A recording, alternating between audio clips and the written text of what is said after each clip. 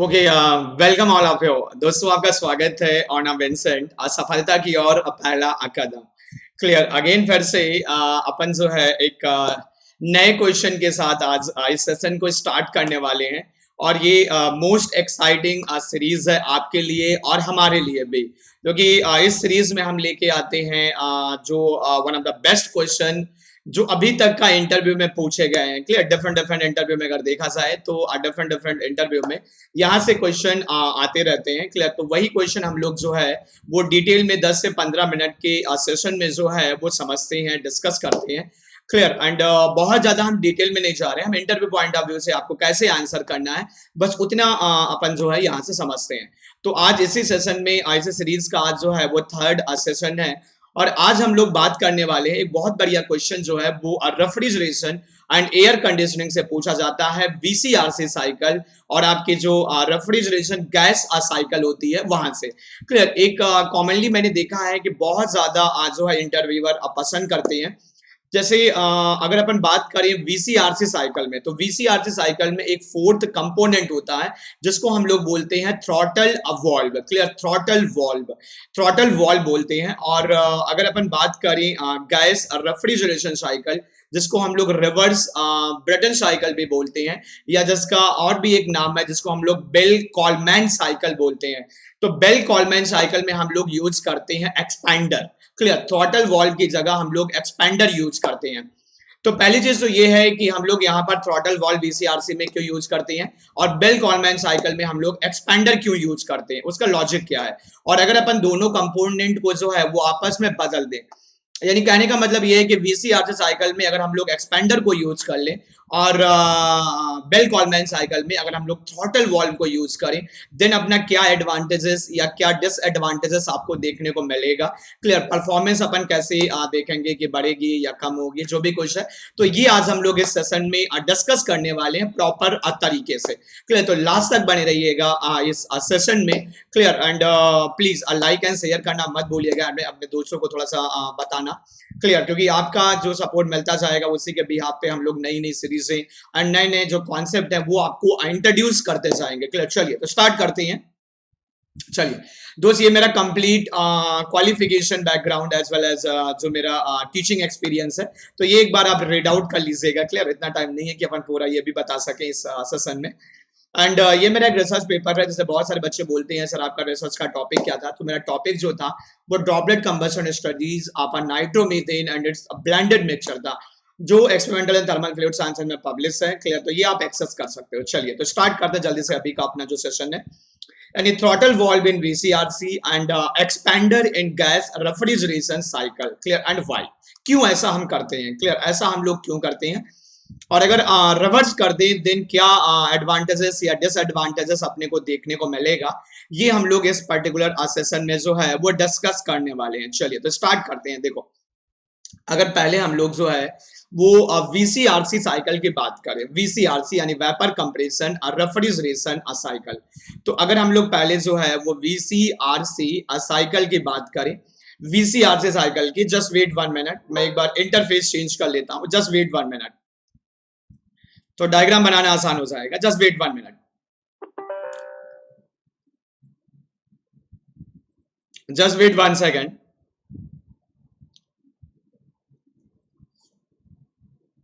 चलिए क्लियर, तो अगर हम लोग बात करें अब वीसीआरसी साइकिल की, तो वीसीआरसी साइकिल में जो है वो 4 बेसिक कंपोनेंट होते हैं। अगर वीसीआरसी साइकिल में देखा जाए तो वीसीआरसी साइकिल में जो है वो 4 बेसिक कंपोनेंट होते हैं। यानी अगर हम लोग वीसीआरसी साइकिल की बात करें तो अब वीसीआरसी साइकिल में जो है वो 4 बेसिक कंपोनेंट होते हैं, 4 बेसिक कंपोनेंट। तो एक बार मैं कंप्लीट साइकिल बनाता हूं। जैसे पहला कंपोनेंट अपना होता है कंप्रेसर। क्लियर, पहला कंपोनेंट अगर देखा जाए तो पहला कंपोनेंट होता है यहाँ पर कंप्रेसर। क्लियर, कंप्रेसर जिसमें हम लोग जो है वो रेफ्रिजरेंट को जो है वो कंप्रेस करते हैं। तो पहला कंपोनेंट होता है यहाँ पर कंप्रेसर। क्लियर, ये ऑपरेटर से रेफ्रिजरेंट निकलने के बाद सबसे पहले इंटर करता है कंप्रेसर में। एक बार साइकिल बना देते हैं फिर मैं प्रॉपर तरीके से आपको समझाता हूँ। तो जैसे यहाँ पर जो है वो कंप्रेसर को हम लोग जो है वो कुछ पावर इनपुट सप्लाई करते हैं। तो पहला डिवाइस जो आपका होता है ये कंप्रेसर होता है। क्लियर, पहला जो डिवाइस होता है ये आपका कंप्रेसर होता है, कंप्रेसर। तो यहाँ से हम लोग स्टार्ट करते हैं। तो जैसे ये अपना पॉइंट जो है वो इनलेट ऑफ द कंप्रेसर हो गया, यानी ये 1 हो गया। और यहाँ पर जो है वो एग्जिट ऑफ द कंप्रेसर, यानी ये जो है ये आपका A2 हो गया। क्लियर, एंड देन कंप्रेसर के बाद जैसे यहाँ देखा जाए तो अपना कंडेंसर होता है। क्लियर, सेकंड डिवाइस होता है कंडेंसर। क्लियर, कंडेंसर क्या करता है, रेफ्रिजरेंट से हीट को सराउंडिंग में जो है वो रिजेक्ट करवाता है। क्लियर, तो सेकंड कंपोनेंट जो यहाँ पर होता है ये कंडेंसर होता है। सेकंड कंपोनेंट जो यहाँ पर लगा होता है, सिंपल अगर अपन VCR से साइकिल देखें सिंपल, तो यहाँ पर जो है सेकंड कंपोनेंट जो होता है वो कंडेंसर होता है। क्लियर, सेकंड कंपोनेंट कंडेंसर होता है। तो कंडेंसर में ये फ्लूइड जो है रेफ्रिजरेंट जो इंटर करता है, एंड कंडेंसर से निकलने के बाद क्लियर यहाँ पर स्टेट जो होती है इसकी ये थर्ड हो जाती है। और इधर जो कंडीशन होती है तो इधर आपकी एम्बियंट कंडीशन होती है, एम्बियंट यानी सराउंडिंग होता है। यहाँ पर अगर देखा जाए तो यहाँ पर जो है वो एम्बियंट कंडीशन होती है, एम्बियंट। क्लियर, यहाँ पर जो है एम्बियंट कंडीशन होता है, एम्बियंट। और एम्बियंट में जो है वो कंटिन्यूअसली रेफ्रिजरेंट से हीट जो है वो रिजेक्ट होती रहती है। रेफ्रिजरेंट से हीट जो है कंडेंसर के थ्रू एम्बियंट में जो है वो रिजेक्ट होती रहती है। क्लियर, रिजेक्ट होती रहती है। तो ये अपना पहला कंपोनेंट होता है VCR साइकिल में, और ये जो है ये अपना सेकंड कंपोनेंट होता है। देन इससे निकलने के बाद फिर यहाँ पर लगा होता है एक थ्रॉटल वॉल्व। क्लियर, यहाँ पर लगी होती है अपनी थ्रॉटल वॉल्व होती है।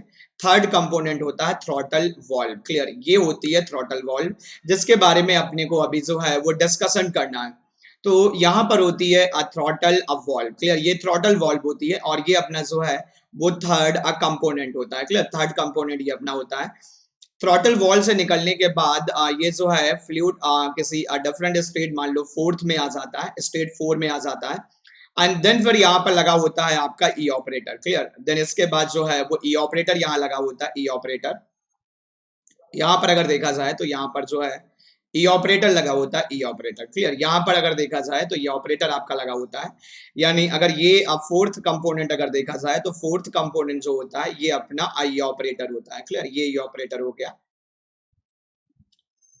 ये ई ऑपरेटर हो गया। क्लियर, ई ऑपरेटर। और ई ऑपरेटर जो है वो इंटरेक्ट करता है जहां पर डिजायर्ड कूलिंग स्पेस जो होता है, डिजायर्ड कूलिंग स्पेस। ई ऑपरेटर जो है वो कंटिन्यूअसली इंटरेक्ट करता है डिजायर्ड कूलिंग स्पेस से। क्लियर, डिजायर्ड कूलिंग स्पेस जो अपना होता है, डिजायर्ड कूलिंग स्पेस जो अपना होता है, डिजायर्ड कूलिंग स्पेस। और ये जो है वो यहाँ से कुछ हीट को जो है एब्जॉर्ब करता रहता है।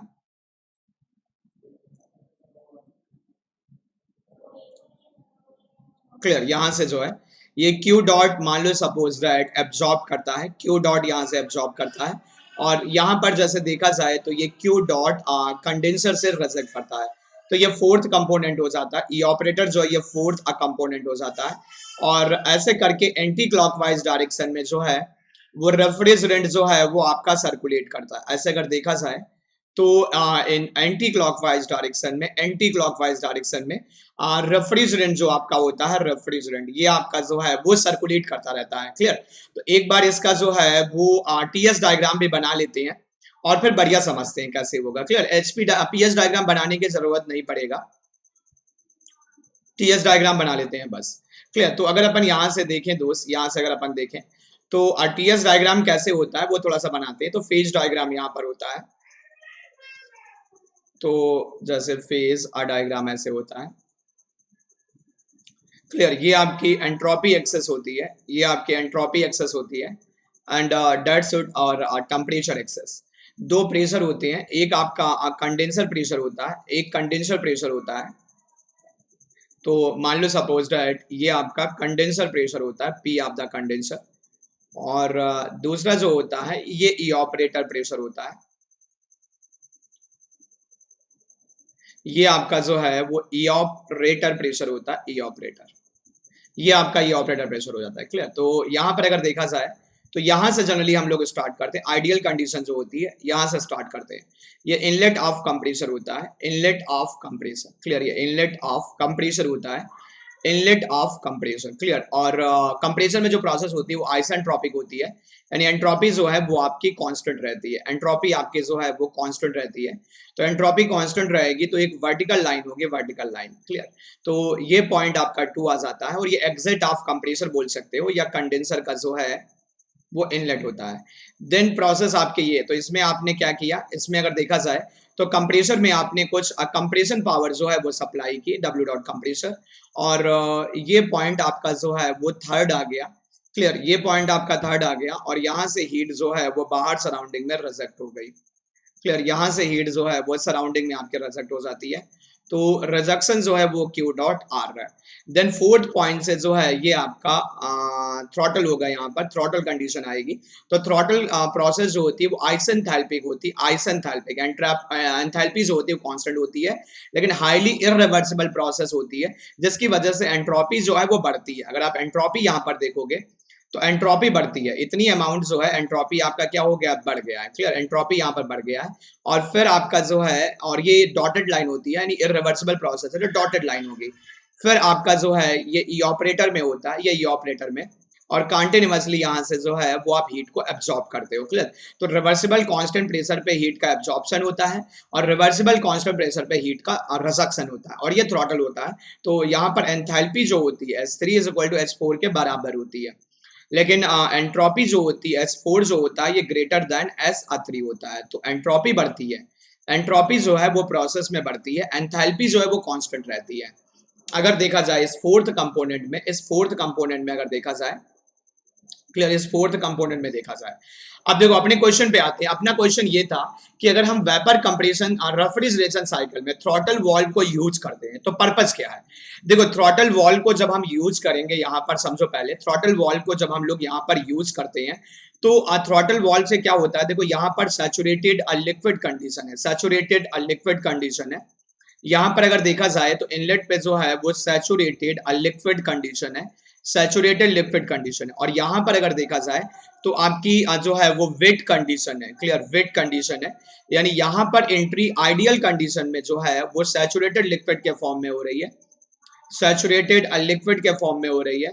और यहाँ पर अगर देखा जाए, यहाँ पर अगर देखा जाए तो आपकी वेट कंडीशन में एग्जिट हो रहा है, वेट कंडीशन में जो है वो एग्जिट हो रहा है, वेट कंडीशन में जो है वो एग्जिट हो रहा है, वेट कंडीशन में एग्जिट हो रहा है, वेट कंडीशन में एग्जिट हो रहा है, क्लियर, वेट कंडीशन में एग्जिट हो रहा है। अब देखो यहां से अगर अपन देखें तो यहां से क्या होगा, समझते हैं पहले, clear. Saturated liquid condition and wait condition यहां पर हो गई। तो अगर अपन यहां से थोड़ा समझे पहले तो होगा क्या कि अगर अपन थ्रॉटल वॉल्व में देखें तो थ्रॉटल वॉल्व में एंथैल्पी आपकी क्या होती है, कांस्टेंट होती है। तो आपको यहां से कोई वर्क आउटपुट नहीं मिलता है, अगर थ्रॉटल वॉल्व से देखा जाए तो कोई वर्क आउटपुट आपको नहीं मिलता है।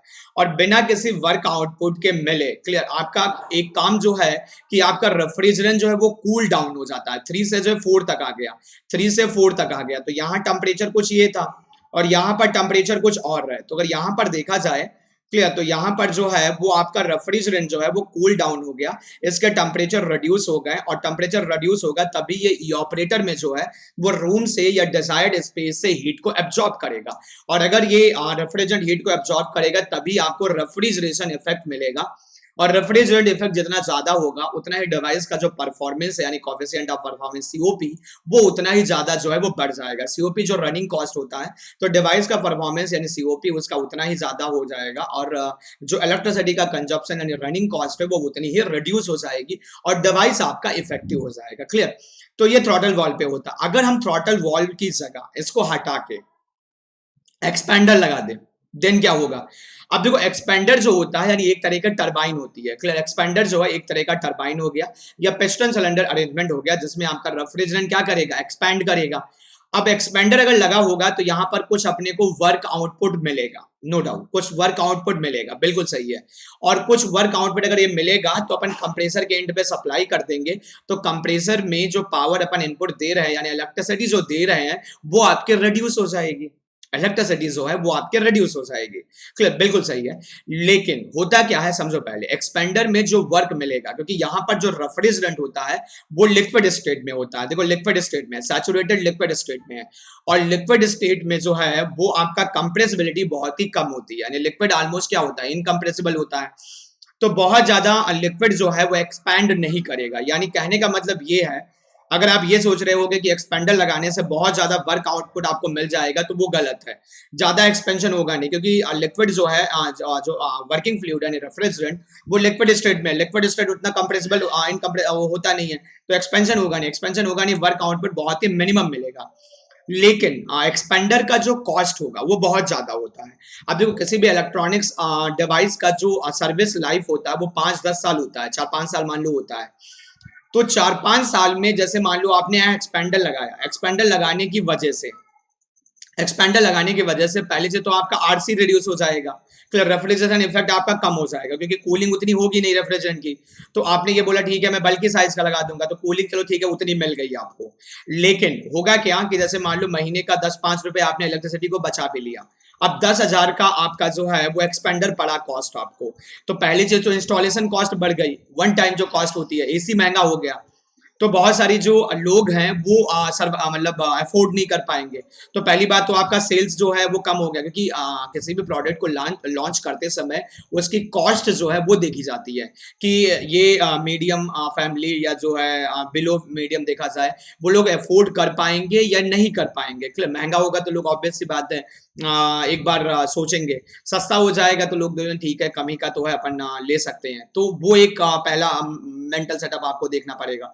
दूसरा क्या होगा कि मान लो 5 साल आपने सर्विस लाइफ बताई, और 5 साल के बिहाफ पे आपने 10,000 जो है वो वन टाइम कॉस्ट बढ़ा दी एक्सपेंडर लगा के। अब पर मंथ सपोर्ट 50 रुपए या 100 रुपए की इलेक्ट्रिसिटी आपकी बच जाती है कंजप्शन। और अगर आप देखोगे तो महीने में कितना बच गया, महीने में जो है वो आपका जैसे 100-150 साल में जो 1200-1300 रुपए बढ़ा, तो 5 साल में 5-6 हजार रुपए बढ़ा, और कॉस्ट कितनी है, 10,000 कॉस्ट है। तो अभी भी आप जो है वो 5,000 रुपए के क्या हो लॉस में, यानी ब्रेक इवन आप नहीं निकाल पाओगे। लॉन्ग टाइम अगर देखा जाए सर्विस लाइफ से, अगर ब्रेक इवन कैलकुलेट करने की कोशिश की जाए तो जस्टिफाई नहीं कर पाओगे प्रोडक्ट को। तो यहाँ पर ये बोला जाता है कि अपने को जो वर्क है एक्सपेंडर से वो नहीं चाहिए, अपने को वर्क भी नहीं चाहिए, और अपने को आरसी कंप्रोमाइज नहीं करना है, कॉस्ट भी अपनी मिनिमम हो जाए। तो उसके लिए हम लोग यहाँ पर थ्रॉटल वॉल्व को यूज करते हैं। तो थ्रॉटल वॉल्व जो है बहुत ही सस्ती होती है, वर्क आउटपुट तो नहीं मिलता है, लेकिन आरसी अपना थोड़ा सा बढ़ जाता है। क्लियर। तो जिसकी वजह से जो है आरसी बढ़ता है, मतलब जो है कम पावर में आरसी ज्यादा मिल जाता है, कम कंप्रेसर की पावर में ज्यादा आरसी मिल जाता है। कहने का मतलब ये है कम साइज में आरसी ज्यादा मिल जाता है एज कम्पेयर टू एक्सपैंडर। तो यहाँ पर जो है आप जस्टिफाई कर जाते हो, क्लियर, यहाँ पर जो है वो आप जस्टिफाई कर जाते हो कि एक्सपेंडर हम यहाँ पर यूज नहीं कर सकते हैं, क्योंकि उसकी कॉस्ट ज्यादा होती है, उसका ब्रेक इवन जो है वो जस्टिफाई नहीं कर पाएगा कॉस्ट ऑफ द एक्सपेंडर, इसलिए हम यहाँ पर थ्रॉटल वॉल्व को प्रेफर करते हैं। अब बात ये आती है जो आपकी बेल कॉलमैन साइकिल होती है, यानी refrigeration gas power cycle, refrigeration gas cycle जो होती है।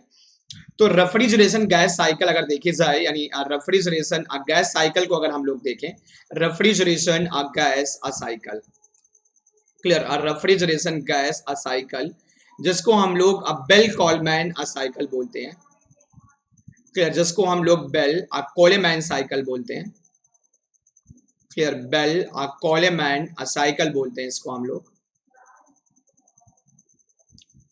क्लियर, बेल कोलेमैन साइकिल बोलते हैं इसको हम लोग, बेल कोलेमैन साइकिल। तो इसमें कैसे होता है, इसमें हम लोग एक्सपेंडर यूज करते हैं। पहला कंपोनेंट आपका क्या हो गया, जैसे जस्ट रिवर्स होता है यहां से देखा जाए, तो यहां पर जैसे ये कंप्रेसर हो गया, कंप्रेसर हो गया, और यहां पर कंडेंसर बोल सकते हो, लेकिन एक हीट एक्सचेंजर होता है, या इंटरकूलर आप बोलो तो ज्यादा बेटर रहेगा। मान लो सपोज दैट ये इंटर कूलर हो गया, क्लियर, ये इंटरकूलर यहाँ लगा होता है, और यहां पर लगा होता है आपका एक्सपेंडर, क्लियर, यहां पर लगा होता है आपका एक्सपेंडर।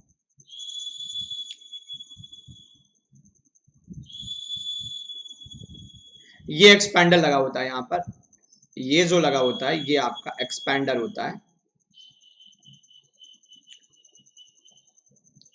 क्लियर, ये यहां पर जो है वो एक्सपेंडर लगा होता है, ये एक्सपेंडर है।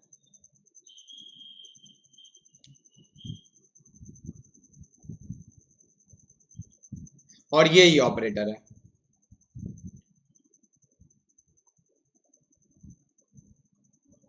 ये आपका जो है ये ऑपरेटर है, क्लियर, ये ऑपरेटर होता है।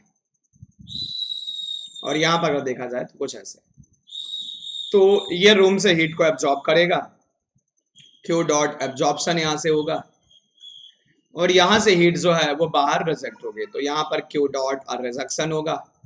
और कंप्रेसर को आप जो है वो कुछ सप्लाई करोगे, तो यहाँ पर डब्ल्यू डॉट कंप्रेसर आ जाएगा, और यहाँ से कुछ वर्क आउटपुट बाहर निकल के आएगा, और ये डब्ल्यू डॉट एक्सपेंडर आ जाएगा। अब देखो यहाँ पर क्या होता है, यहाँ पर वर्किंग फ्लूइड जो है वो गैस होती है, यानी एयर होती है, एयर। और एयर जो होती है वो हाईली कंप्रेसिबल होती है। क्लियर, एयर जो है ये हाईली कंप्रेसिबल होती है, कंप्रेसिबल। तो एक्सपेंडर में जब गैस आती है तो ये कंप्रेस हो जाती है। कंप्रेस होने की वजह से जो वर्क आउटपुट यहाँ एक्सपेंडर में मिलता है ये सिग्निफिकेंट हो जाता है, ये सिग्निफिकेंट हो जाता है, मतलब कॉस्ट से हम लोग इसको कंप्रोमाइज करवा देते हैं, क्योंकि ये वैल्यू लार्जर हो जाती है। क्लियर, अगर ये लिक्विड होता तो उतना सिग्निफिकेंट नहीं होता, लेकिन यहाँ वर्क आउटपुट आपको ज्यादा मिलने वाला है, तो ये सिग्निफिकेंट अमाउंट हो जाता है, ये सिग्निफिकेंट हो जाता है। पहला पॉइंट ये हो गया, इसीलिए यहाँ पर हम एक्सपेंडर को जो है वो यूज करते हैं, यानी कॉस्ट को हम जस्टिफाई कर सकते हैं। अब अगर देखो यहाँ पर अगर हम थ्रॉटल वॉल्व भी यूज कर लेंगे, यहाँ पर हम थ्रॉटल वॉल्व भी यूज करेंगे अगर, तो मान लो सपोज दैट ये 3 पॉइंट है और ये 4 पॉइंट है, 4 पॉइंट है, तो थ्रॉटल वॉल्व में क्या होगा बोलो, S3 is equal to S4 के बराबर हो जाएगा। आइडियल गैस है तो इसको हम लिखेंगे CpT3 इज इक्वल टू जो है वो CpT4 हो जाएगा। तो यहां से जो है वो T3 is equal to T4 हो जाएगा, यानी विदाउट कूलिंग जो है वो ये ऑपरेटर में इंटर कर जाएगा, विदाउट अ कूलिंग, कोई भी कूलिंग नहीं हो रही यहाँ पर, विदाउट कूलिंग जो है ये ऑपरेटर में इंटर कर जाएगा। और अगर ऐसी कंडीशन होती है थ्रॉटल वाल्व लगाने के साथ जब कूल ही नहीं होगा एयर, तो वो रेफ्रिजरेशन इफेक्ट कहाँ देगा फिर ये ऑपरेटर में। यानी कहने का मतलब ये है कि सडनली आपका जो रेफ्रिजरेशन इफेक्ट है वो रिड्यूस हो जाता है। सडनली अगर आप देखोगे तो रेफ्रिजरेशन इफेक्ट जो है ये रिड्यूस हो जाएगा। इसीलिए हम लोग क्या करते हैं, बेल कॉलमैन साइकिल में थ्रॉटल वाल्व यूज नहीं करते, एक्सपेंडर यूज कर लेते हैं, क्योंकि थ्रॉटल वाल्व में पहली बात तो आपका कूलिंग नहीं मिलेगा, तो रेफ्रिजरेशन सडनली ड्रॉप कर जाएगा, और यहाँ पर कंप्रेसिबल फ्लूइड होता है, तो कॉस्ट को आप जस्टिफाई कर सकते हो। इसीलिए जो है दोनों को आपस में रिवर्स नहीं किया जाता है। क्लियर, तो ये प्रॉपर रीजनिंग आप जो है वो इंटरव्यू में इस क्वेश्चन की दे सकते हो। बाकी और सब डिटेल में सब टीएस डायग्राम और पीपी डायग्राम से ये हम लोग देखेंगे जब हम लोग आरईसी पढ़ेंगे। 10-5 मिनट में ये आप जो है वहां पर इंटरव्यूअर को आप बता सकते हो प्रॉपर तरीके से एक्सप्लेन करके। ओके, चलिए तो फिर इस पर्टिकुलर सेशन को हम लोग यहीं पर रोकते हैं, मिलते हैं नए सेशन में नए क्वेश्चन के साथ। अभी एक एक क्वेश्चन करवा रहे हैं, फिर एक दिन में 2-3 क्वेश्चन अपन इंटरव्यू का डिस्कस करेंगे। क्लियर, तो दोस्त थोड़ा सा आपसे भी सपोर्ट चाहिए, थोड़ा सा शेयर करना, लाइक करना और मत भूलिएगा। और 15 अगस्त से अपना विंसेंट के ऐप पे जो है वो फुल लेंथ क्लास स्टार्ट हो रही है।